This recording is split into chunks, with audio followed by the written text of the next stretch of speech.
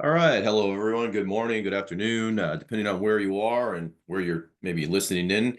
My name is Bob Peter, and excited to kind of just share a few ideas with you today about succession planning.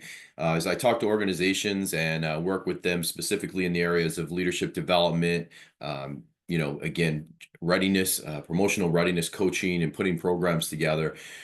It's really shocking, again, how many organizations haven't really spent a lot of time on succession planning. And so today I just want to talk a little bit about kind of three things that can kind of get you started right away. And it doesn't have to be overly complicated.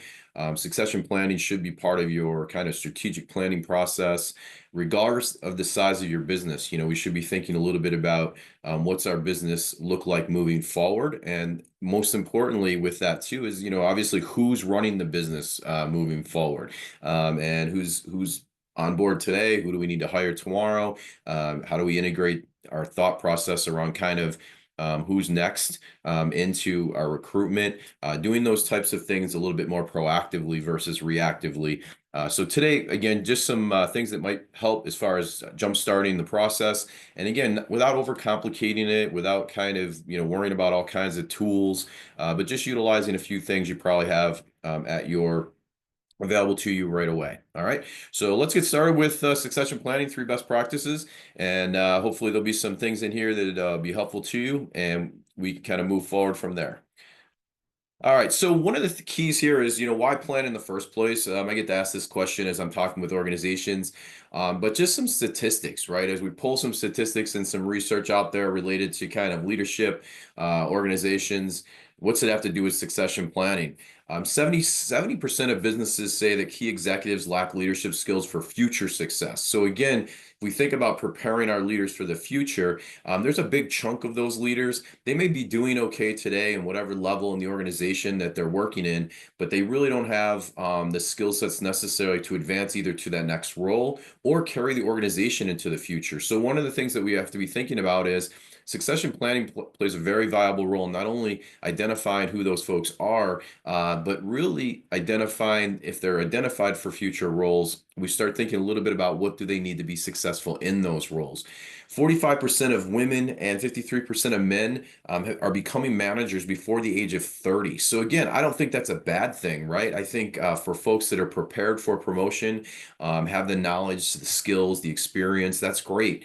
But again, if we have very young leadership represented in organizations, one of the things that may be lacking is that experience, right? We're promoting people faster. They're not getting the real world experiences. They're not getting exposed maybe necessarily to the extent of either knowledge base, skill sets. Yeah, they're in these management positions, but again, are they ready for those roles? And that how are we preparing them for future roles? 11% of companies have an ineffective executive team. So again, if you're 1 in 10, and we're not going to say ineffective, like dysfunctional, but as highly effective as they could be, we can always kind of move the needle in regards to our upper level leadership in our organizations. And we can do that by better preparing people moving into those particular roles, as well as working on executives in higher level roles who might be interested in moving or increasing scope of responsibilities within those roles. Disengagement costs companies money. And, lastly, and probably most importantly, almost half of leaders feel like they get beat up during the day, right? And they really feel that they need to change companies in order to advance their compensation, advance their roles, advance their careers. And lots of those folks are considering doing that within the next 12 months. So I always say, if you're not talking to people about what's next for them in regards to a plan in the organization and where they fit into that plan, someone else is. And that's something that we have to be really aware of. Couple examples just from different organizations, and I work in this space a little bit with engineering architecture. With APD engineering architecture, they just shared this information with me. So again, check them out. But case example around succession strategy. So when we think of succession planning, it's usually a piece of a bigger strategy. So when you look at your organizational strategy and you think about what's our organization look like in the future, how are we carrying on kind of the legacy of our work? If that includes growth, expansion, and those types of things, that's great. But when we think about holding on to our people, retention, becoming really sticky, it's really important that we have some kind of strategy in place that's long term, not just a short term kind of career development strategy, right? So in this case example at APD, they basically focus on a partner framework, right, which works within their organization. So there's a progression, from architects that come in as entry level architects right out of school. They can work into different levels of architects within the organization. They can move into project managers. They can move into functional leads. They move into or have opportunities to move into that partner framework, if you will, and then structure growth around the organization. All right. So they have a very specific plan in regards to how much growth is the right level of growth for their particular organization. And that's kind of their longer term focus. And then ultimately, we want to see people progress through their careers, stay with the organization, and then at retirement, there's a buyout option. So part of their retirement package is related to their career growth, which makes a lot of sense, right? So again, just thinking a little bit about the strategy or succession strategy as it relates to your organizational strategy, that's really, really important things that we want you to kind of consider when we're considering succession planning: is where does it fit and how's it going to benefit the organization. Here's another example, again, having a pleasure to work with Pastoral Associates, and just started his career as an intern right back in 2002, and then over the course of 18 years and opportunities basically to continue to advance his education, advance his skill set, advance his experience, he was able to move within all these different roles within the organization into the president role in 2020. So pretty awesome, right? They held on to someone for over 18 years in their organization that just had an opportunity to continue to grow and develop as a leader, and now has that opportunity to kind of continue that legacy within their organization. And they have a very structured program in regards to kind of levels again within engineers and architects within their organization. How do you progress through that? What opportunities are there? Leadership development programs and coaching specifically to helping leaders advance. So if we get into the three things, right, without overcomplicating succession planning and keeping it fairly simple, one, what type of succession planning do you want to start with? Okay, so there's strategic leadership development, meaning, hey, we're going to target a specific role, a specific position, a specific level in the organization, just for ongoing bench strength, and we're going to build our leadership capacity. If we know someone is going to be departing, that might be a great place to start. Right now, hey, our vice president of marketing is planning on retiring in the next 3 years.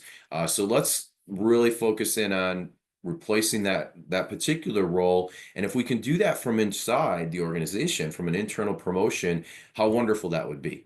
So let's start there. All right. And then lastly, again, an emergency interim succession plan. If we were to lose someone in a very critical role, what kind of plan can we put in place for an interim person to step into the role? They may not be the person that's going to be in the role for a continued time. Maybe they are, maybe they're not. Maybe an interim position is part of that particular succession plan. But we kind of have ourselves covered, right? So somebody gets sick, someone moves to another organization. We're kind of thinking strategically about that, and we've put a plan in place to really address that. So again, in one of these three areas, what will make the biggest difference within your organization as a starting place if you haven't done much succession planning? So select one of these, again, related to what's going to be most helpful or a priority in your organization, kind of as a starting place. Part two of the process is really, identifying a key role that you might want to begin with. So again, for my thoughts on that are, mission critical people within the organization that, if they are transitioning or if they did transition, it would really create, a vacuum, right? Or kind of a black hole, if you will, of maybe knowledge, skills, abilities. It's going to really impact operations. It could disrupt customer service or sales. But something that, again, that would not be good, right? If we don't really have people ready to step into this particular role, it's going to have a ripple effect throughout the organization that would be negative. So however you want to prioritize your target role, your target focus area, it will depend on the type of succession planning that you've identified in step one. But a great place to start is look at the company organizational chart. And if you don't have one, go online and download some samples or create one. I don't care if you draw it on a flip chart with a marker. It doesn't make a difference, but create an organizational chart, and that'll map out basically core roles and responsibilities as well as levels within the organization. Just simply what I did here, just take names off of the chart, right? This will give you a snapshot. And this is a very powerful tool in regards to when you are in that process of succession planning and you're talking with individuals in your organizations about advancement opportunities and career growth, especially if you're in an organization where people can move from operations to marketing, to sales, to finance, to accounting, right? Maybe there's horizontal moves in the organization that can be made where people can kind of learn those roles before advancing upward into the organization. So it's not always about directional climb straight up the organizational chart, if you will, but maybe people need to kind of move, right? Zigzag, if you will, and obtain different responsibilities in different functional areas in order to get to a specific role. And there's usually way more than one path, right? So the idea is we could have multiple paths that are identified for folks in regards to preparing for a certain role. In this example, I might be a sales rep and I aspire to be a VP of sales or the CEO someday of the organization. Obviously, I could work vertically up and work through that sales channel, if you will. But it may be beneficial for me to spend some time as a sales rep, move on over and work within marketing. It may, again, may be helpful to go and work in finance in some type of role there and get exposure to the organization, especially if my longer term focus is going to be that CEO role. But as you're considering positions, I'll just take one for example, accounting manager. Hey, we know the accounting manager may be leaving or retiring within the next 3 years. We want to take a look at all of our accounting supervisors. And again, you may have more than one accounting supervisor, lots more accountants, branches on this. Obviously, VP of operations. Operations would have its entire branch. I just provided this graphic as a simple one to take a look at.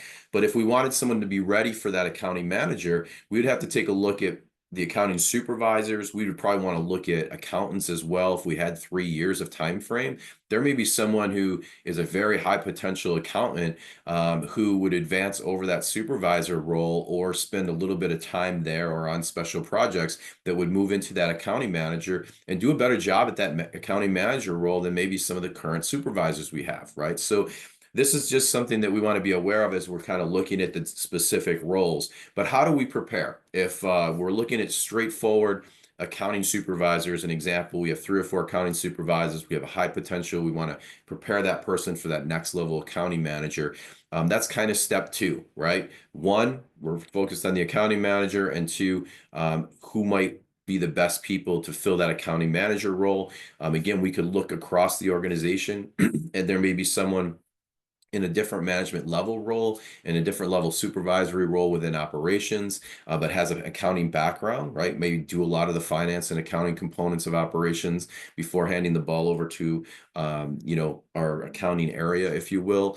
So just keep in mind, it may not be in the vertical, but as you look at the organization, who is going to be who's going to be a person that we may want to identify as far as the accounting manager. Okay, so selecting a role, I always say if you have an organizational chart, take the names off there. It gives you a good kind of career list. You may have to expand the lower level positions when you get down to accountant. You might have some clerks and different things that may or may not always show, right, all the different levels, or accounting 1, accounting 2, accountant 1, accountant 2, accountant 3 on the organizational chart, but you would want to include those obviously on the organizational chart that you're looking at in regards to succession planning, because it creates more of a complete picture. All right. Third thing, right? Keeping it fairly simple is, how do we determine who is ready? Okay, so we talked a little bit about identifying potential, employees and team members that may be ready, or we need to get ready for that next level role. Let's say that accounting manager. So maybe we have 4 different accounting supervisors. Maybe we have, you know, a sales rep who has a background in accounting, who's voiced some interest in that. Maybe we look across in operations and we have someone. So we have 5 or 6 players, if you will, that are interested in this accounting manager position. This is a 9-box philosophy or model or framework, if you will. If you don't like the 9-box, that's okay, but I'm just using it as a way of saying who's most ready to be considered for you know, us working with them and getting them ready or being identified for the potential accounting manager role. All right. So in the 9-box framework, we just plot performance to potential, and we identify who falls where. Right. And this is a powerful process. In my opinion, all leaders and managers should do this with direct reports and be able to kind of incorporate that in the performance management and the career development process. But again, if you're not utilizing anything like this, it's a pretty straightforward process of identifying who's at what level. And when we define potential, again, we have to talk a little bit about what that means, right? How do we differentiate between low potential, medium, and high potential? And again, conversations to have and some notes to take, but things that can be done fairly easily. And then when we look at performance, what are those key performance indicators in specific roles that dictate how folks are doing? Okay. And if you already have a performance management process in place, you'll have some information related to that for these particular players. Where do they fall? And again, what we're looking for is obviously people with high potential, high performance, right? So that consistent star, those are the folks that we may consider for that next level position.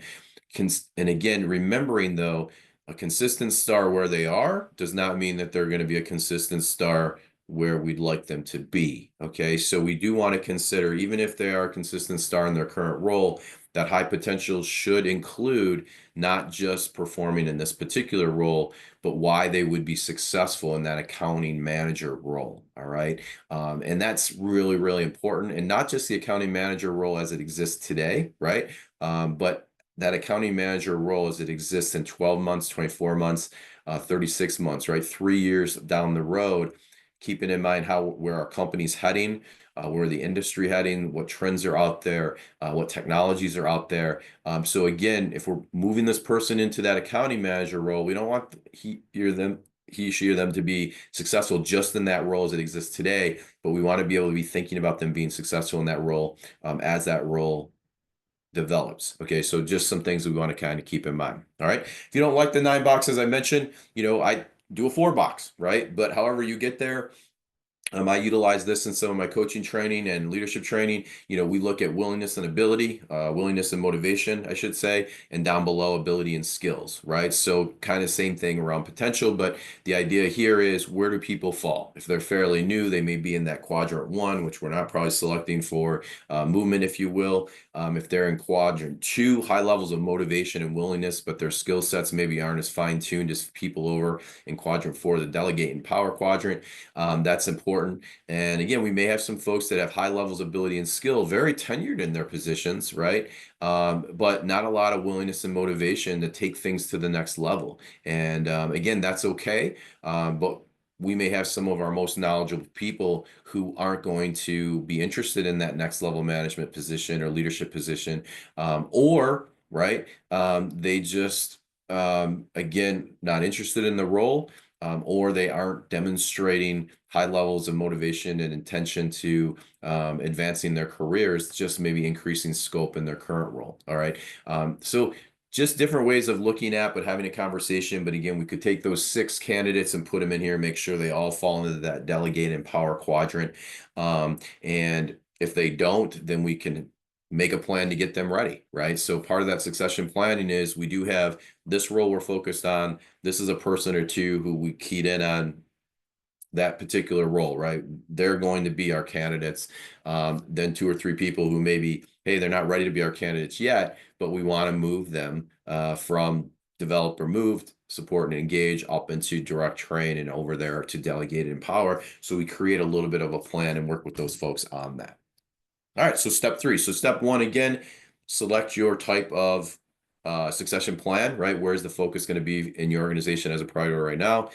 Step number 2, identify the critical role. And folks that may be candidates for that particular role, and then put those candidates into some type of evaluation process or matrix that's going to be helpful to identifying, your top couple candidates in regards to that particular position. In this case, we use that accounting manager position. All right. Here's a snapshot again, 1, 2, 3, keeping it simple if you want to get started. If you look at a more robust succession management plan, there's lots of different components, and I'm just using this as an example. This was from Academy to Innovate HR. So again, however you map it out, it's going to break out the components in a little bit more detail, but they're all in here, right? So consider your strategy. We have to, obviously have support and understanding from higher level leaders, because we're going to need resources and a little, resources to support, especially once we've identified the candidates.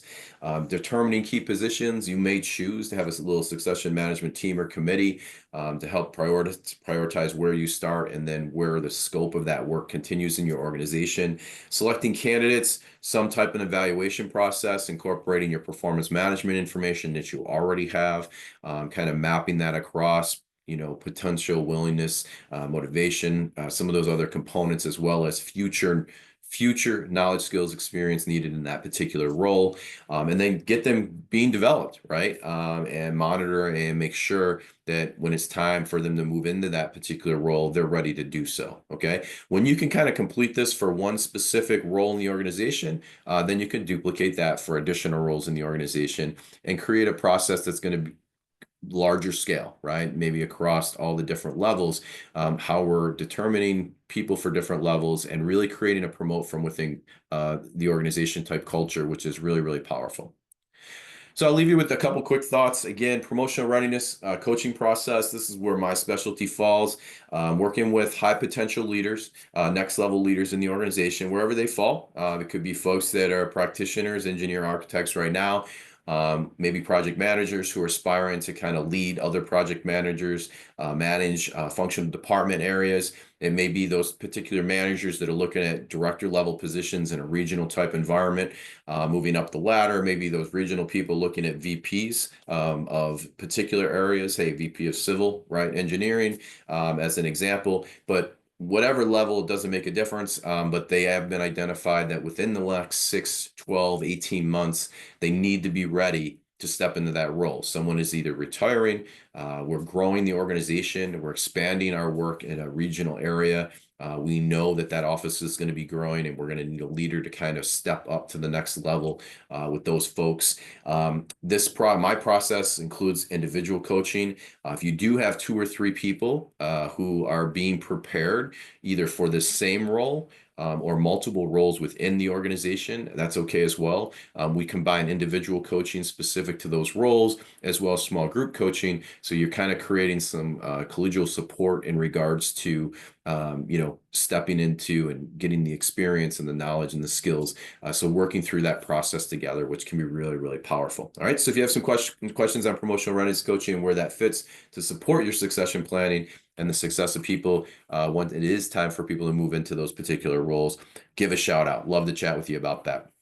I'll just leave you with this. Again, if you want to do a quick screenshot, you can. But basically, I did put this particular plan and checklist, which was really, really helpful, into a G Drive, right? I just found it when I was doing a little research within the last year or so for a particular presentation.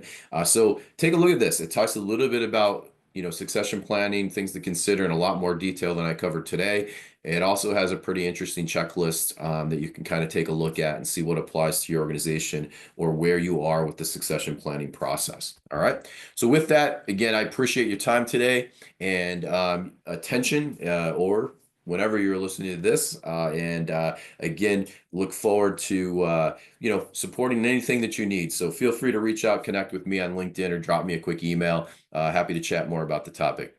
Thank you again. Have a great day.